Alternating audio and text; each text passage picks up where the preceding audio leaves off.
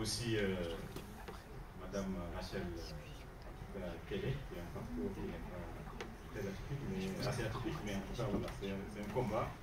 Aujourd'hui, c'est un plaisir de l'écouter dans l'hémicycle de l'Assemblée nationale, parce que le combat, en tout cas, c'est des femmes de ménage. Madame Dierzo, qui est aussi là, qui a un historique politique assez fort. Alors moi, je suis DRH, donc j'ai un parcours RH que j'ai fait à Montpellier, à l'université Paul Valéry, où j'ai connu M. Gay, qui représente la maison des codes à Béziers. J'ai eu à travailler dans des cabinets d'intérim au début de mon parcours, donc c'était l'époque où on parlait de bleu, blanc, rouge, hein, où il y avait l'époque le projet de Palomolexis qui devait choisir en tout cas en termes d'âge et de couleur, et ça avait fait un tollé. J'ai aussi travaillé dans des cabinets de conseil RH où on faisait des projets du ministère de la Ville, contrat d'autonomie, et ainsi de suite. Et même dans des grands groupes comme Renault ou Télécom sur ces activités-là. Alors aujourd'hui, sur d'abord le sujet de la discrimination, bon, il y a la discrimination directe qui est connue, avec aujourd'hui des condamnations à 45 000 € d'amende, 5 ans de prison, avec des critères, en tout cas, les critères de discrimination qui sont reconnus. Mais aujourd'hui, la difficulté qu'on a dans les ressources humaines, c'est la partie indirecte, avec les pratiques, les procédures, les processus, aujourd'hui, que les gens font de manière consciente ou naturelle, mais qui existent et qu'on doit accompagner. Alors l'État a mis en place pas mal de dispositifs qui ne sont pas respectés. Donc on parlait tout à l'heure d'égalité homme-femme, donc il y a l'index qui doit être publié avec les 75 points sur 100, mais bon, il y en a beaucoup qui ne respectent pas, il n'y a pas de contrôle. Donc peut-être contrôler davantage pour imposer aux entreprises de le faire. Il y a les 6% d'handicap que beaucoup n'atteignent pas. Et les amendes ne sont pas payées, puis aussi il n'y a pas de contrôle à ce niveau-là. Il y a aussi l'obligation de publier le bilan social aussi, que beaucoup ne font pas.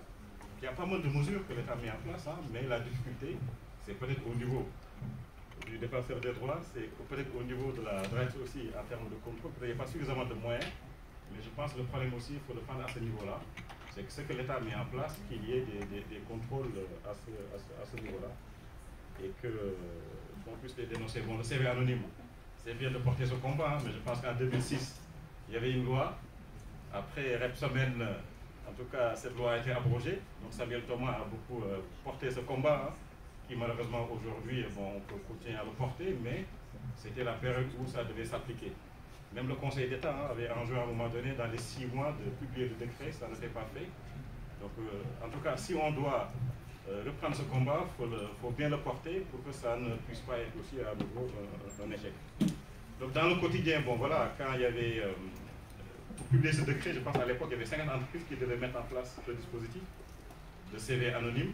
Il y en a qui ont testé, il y a certaines entreprises qui continuent à tester, parce que je pense que la disposition est restée, même s'il n'y a pas d'obligation pour les entreprises qui ont plus de 50 salariés de mettre en place ce CV anonyme.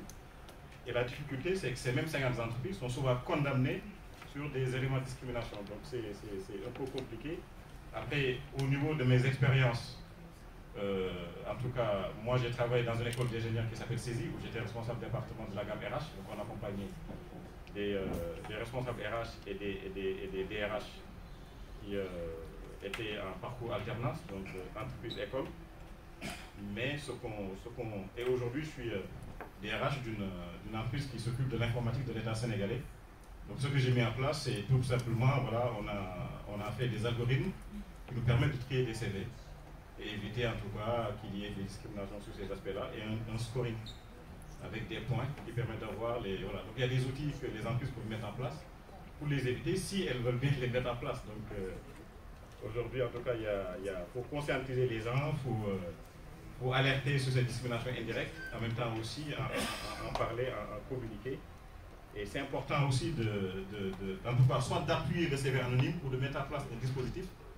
Parce qu'en réalité, quand on dépose un CV, ce qu'on recherche, c'est avoir un rendez-vous, un entretien d'embauche. Et quand on a ce rendez-vous-là, il y a 3 éléments que le recruteur recherche: le parcours de la personne, la personnalité et la motivation.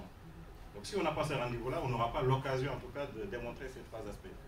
Donc je pense que voilà, c'est un combat qu'il faut porter pour permettre à la personne d'avoir l'opportunité d'être en face du recruteur. Voilà. Même s'il y a ce combat de discrimination, les gens changent d'avis